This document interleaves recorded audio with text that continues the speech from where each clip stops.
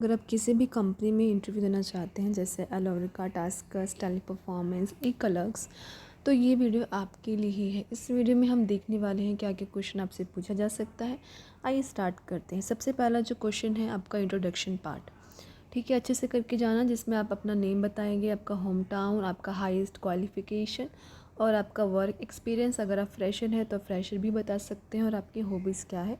अगर आपको कुछ एडिशनल ऐड करना है आप कर सकते हैं, आपको इसमें से कुछ छोड़ना है वो भी कर सकते हैं, लेकिन आपको एकदम स्मूथ इंटरव्यू प्रिपेयर करना है। ओके, उसके बाद है next question, what is BPO sector. ये जो आप सोच रहे हैं, ये जो कंपनीज है एलोरिका, टेलीपरफॉर्मेंस, ई-कलर्स और भी ऐसी कंपनीज है, ये जो बीपीओ कंपनी है।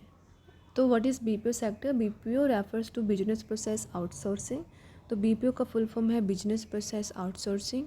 It is a third party, ये एक थर्ड पार्टी है which act as an intermediate between the company and the customer. जो काम करती है किसके बीच में? एक इंटरमीडिएट की तरह काम करती है कंपनी और कस्टमर के बीच में।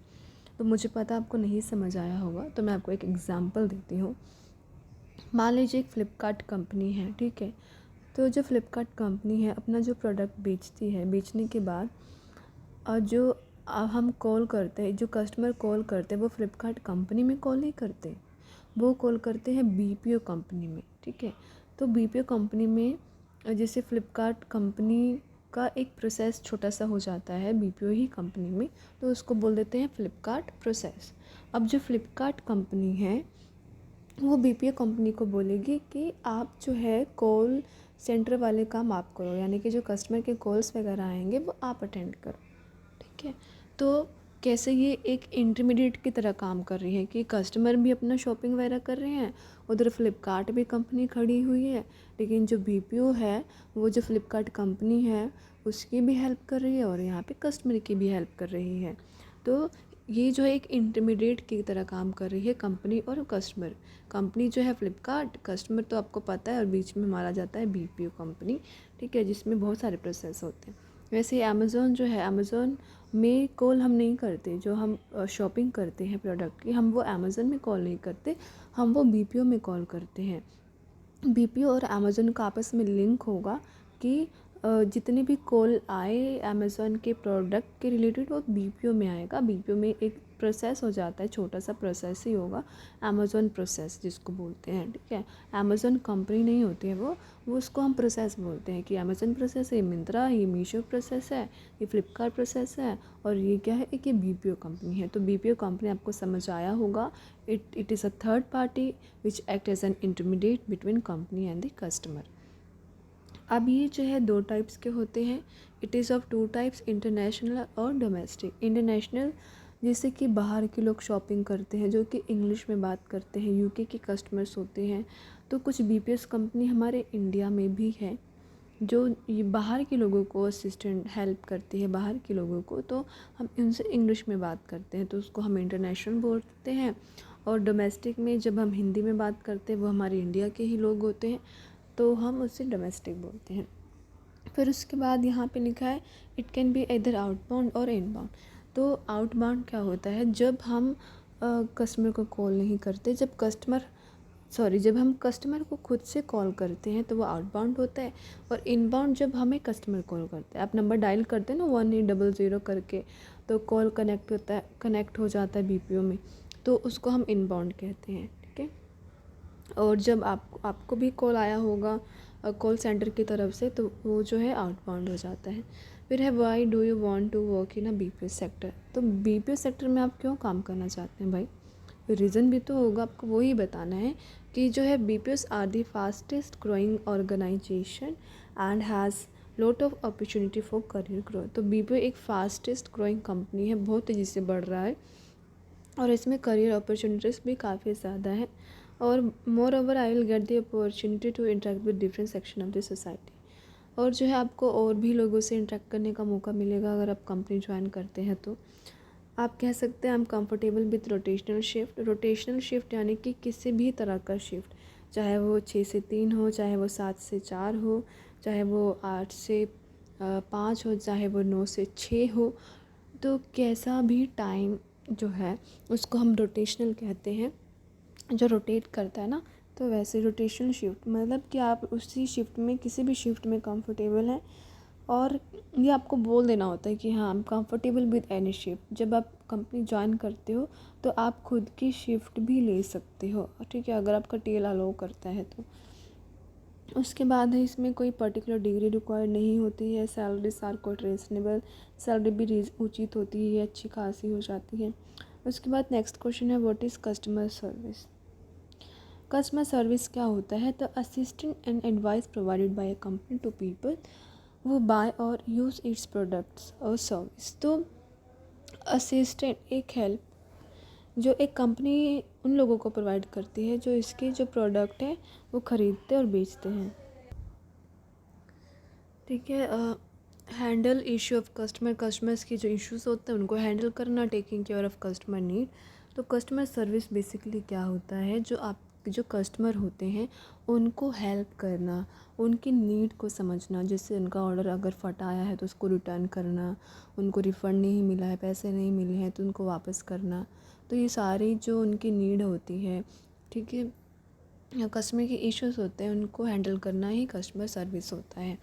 उसके बाद है व्हाट इज़ कस्टमर सेटिस्फैक्शन। तो कस्टमर सेटिस्फैक्शन जिसे हम शॉर्ट फॉर्म में कहते हैं सी सैट, ठीक है। सी सैट क्या होता है? कस्टमर सेटिस्फैक्शन क्या होता है? जब आप कॉल सेंटर में कॉल करते हैं तो वो आपको कहते हैं ना कि हमें रेटिंग दे देना, फीडबैक दे देना। तो इसी को हम कस्टमर सेटिस्फैक्शन कहते हैं। जब आप रेटिंग देते हैं कॉल सेंटर में तो इससे क्या पता लगता है? ये होता क्या है? It is measure customer loyalty, identifies unhappy customer and increase revenue.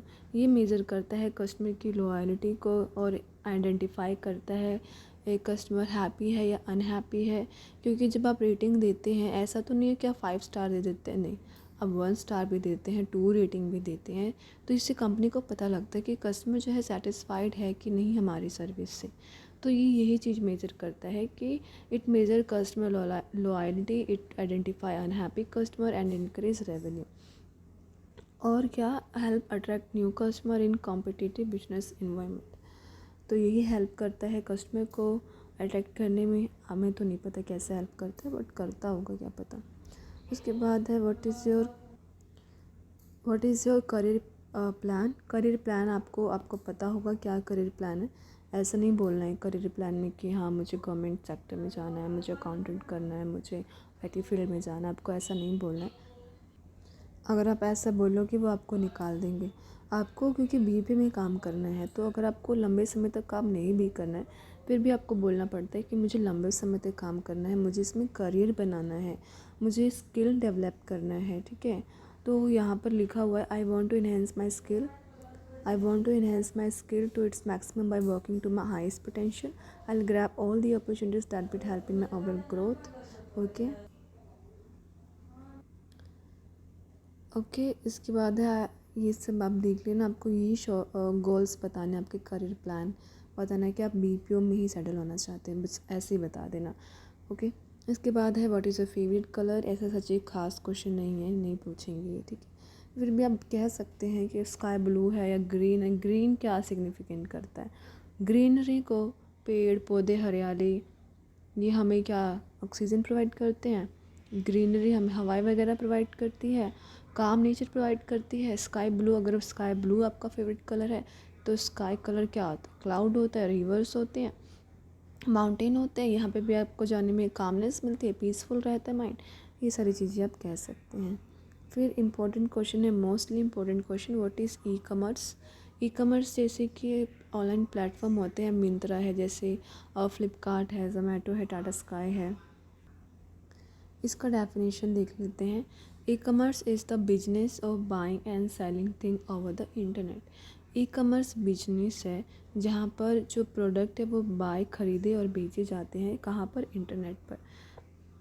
Many companies are using e commerce to reach out to customer and increase their sale. Many company जो है ऑनलाइन प्लेटफॉर्म का, ई कॉमर्स का use कर रही हैं ताकि वो अपने कस्टमर को बढ़ा सके, अपने सेल्स को बढ़ा सके, कस्टमर तक पहुंच सके। और जो ई कॉमर्स होते हैं वो वाइड रेंज में क्लोथ, कॉस्मेटिक, गैजेट प्रोवाइड करते हैं, यहाँ तक कि इवन फूड भी प्रोवाइड करते हैं। They provide wide range of clothes, cosmetic, gadget and even food. तो ये आपको बताना है।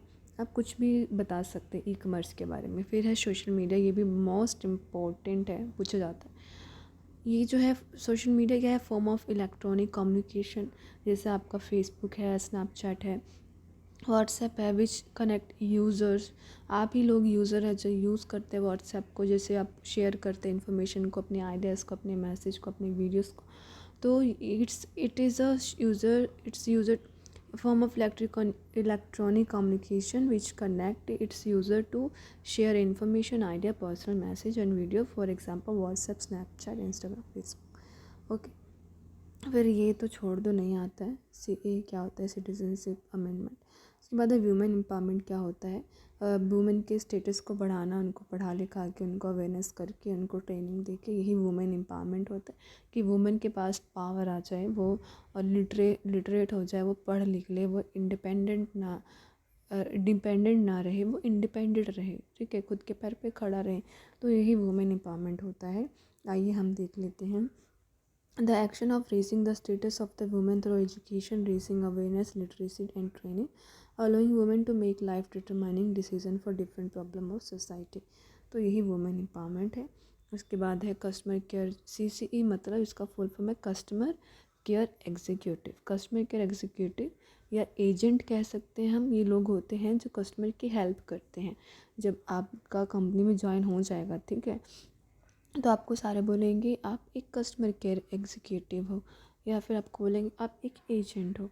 तो यहाँ पे इनकी क्या क्या स्किल होनी चाहिए। सबसे पहले प्रोडक्ट का नॉलेज होना चाहिए। प्रोडक्ट का नॉलेज यानी कि जो आप काम करोगे, आप फ्लिपकार्ट में हो तो फ्लिपकार्ट में जितने भी प्रोडक्ट हैं सबका नॉलेज नहीं, काम का नॉलेज होना चाहिए कि कस्टमर को कैसे हैंडल करना है।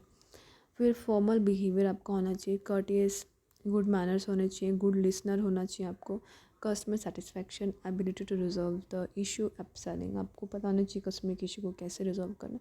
आपको सब चीज़ की ट्रेनिंग दी जाती है, ठीक है। ये सारे स्किल रिक्वायर्ड होने चाहिए। इसके बाद है what will be your expectation if you are planning to buy something. तो आपका क्या एक्सपेक्टेशन रहता है कि गुड क्वालिटी का हो, चीप हो, बेस्ट हो, अवेलेबल हो, प्रोडक्ट साइज़ में, कलर में, हर टाइप के ब्रांड्स में। तो ये सारी चीज़ें। और ऐसा नहीं है कि जो मैंने आपको वीडियो में बता दी यही क्वेश्चन पूछे जाएंगे। ये क्वेश्चन पूछे जा सकते हैं, 99% चांसेस हैं। लेकिन इंग्लिश चेक करने के लिए वो आपसे कोई भी टॉपिक दे सकते हैं। वो सारे टॉपिक मैं आपको बता देती हूँ, जैसे कि cyber security, child labour, time management, global warming, social media, women empowerment, population, pollution, ऐसे जितने भी टॉपिक है, या फिर करंट न्यूज़ में क्या चल रहा है। आपने लास्ट मूवी देखी, मूवी में क्या था, आपका फेवरेट फूड है तो क्यों है, कैसे बनता है, अगर आप कहीं घूमने गए तो कहाँ गए, आपने सारा क्या किया वहाँ पे, आपका स्कूल लाइफ, आपका कॉलेज लाइफ। आपकी सिर्फ इंग्लिश चेक करने के लिए आपसे क्वेश्चन पूछे जाते हैं। आपकी नॉलेज चेक करने के लिए नहीं, आपकी इंग्लिश चेक करने के लिए कि आपका कोई ग्रामर मिस्टेक तो नहीं है, आपका प्रोनाउंसिएशन कैसा है वर्ड का, ठीक है। तो बस इसीलिए आपसे क्वेश्चन पूछे जाते हैं। कम से कम आपको 1 मिनट तक बोलना होता है अगर आपको टॉपिक दिया जाता है तो। आई होप सो आपको समझ आया होगा क्या क्वेश्चन होता है कैसे, ठीक है। अगर आपकी इंग्लिश ठीक ठाक है, लेकिन आप इंटरव्यू में ठीक ठाक बोल लेते हैं, तो आपका सिलेक्शन हो जाता है। अगर नहीं होता है तो आप 30 डेज़ के बाद फिर से अप्लाई कर सकते हैं। तो ये था वीडियो में। आपको और वीडियो देखनी है आप प्लीज़ कमेंट करें, कुछ सवाल है वो भी कमेंट करें, तो मैं आपको और वीडियो बनाऊँगी। Thank you guys.